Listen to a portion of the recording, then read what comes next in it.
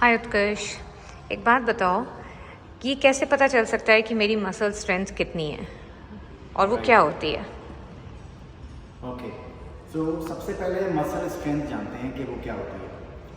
Muscle strength बहुत lemon terms में आपका कोई भी मसल ग्रुप किसी बॉडी मूवमेंट को करने के लिए कितना मैक्सिमम फोर्स जनरेट कर सकता है, उस कैपेबिलिटी को मस्कुलर स्ट्रेंथ बोलते हैं।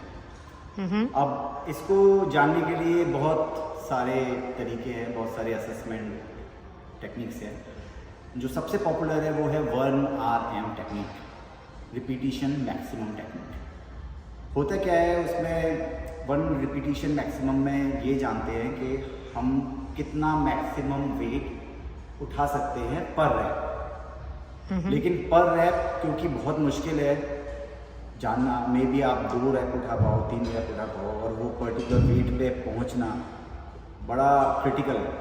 तो इसके लिए जो सिंपल तरीका है, आप कोई भी रैप कीजिए जो बहुत हैवी वेट है, लेकिन वो आपका 1 से लेकर 8 रैप्स मैक्सिमम रेंज होना चाहिए।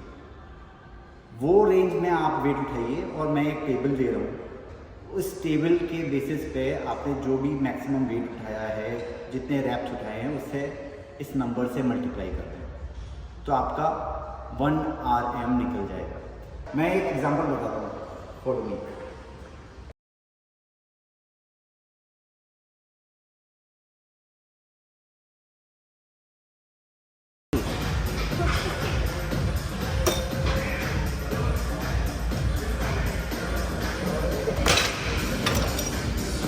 एज्यूम कि मैं सिर्फ मैक्सिमम 8 उठा पाया हूँ, नाउ कम। अब ये टेबल है जिसे आपको देखना है। ये एक पुल एक्सरसाइज थी। मान लीजिए कि इसके 80 केजीज के मैं 3 रैप्स ही कर पाया। यहाँ 80 केजीज का मल्टीप्लाई 1.08 से होगा, जो आप इस टेबल में देख सकते हैं, जिसका आउटकम 86.4 केजी है, जो मेरा पुल एक्सरसाइज के लिए करेक्ट RM वेट है। अब आपको अपने वेट से इस RM वेट को डिवाइड करना है और जो नंबर आएगा वो आपका मस्कुलर स्ट्रेंथ का स्कोर है। फॉर एग्ज़ाम्पल मेरा वेट 70 केजी है और RM वेट 86.4 केजी था, तो मेरा स्कोर है 1.23, जो कि इस टेबल के हिसाब से एक एवरेज रेटिंग है। और मस्कुलर स्ट्रेंथ इम्प्रूव करने के लिए इस रेटिंग को टाइम और एक्सरसाइज के साथ इम्प्रूव करना है। Thank you.